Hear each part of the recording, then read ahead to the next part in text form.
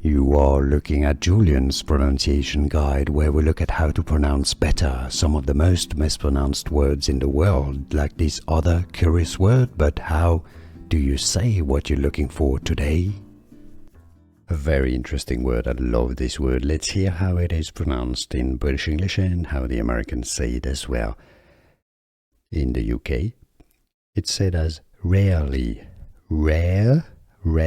You have a re sound and then a schwa sound. Rarely.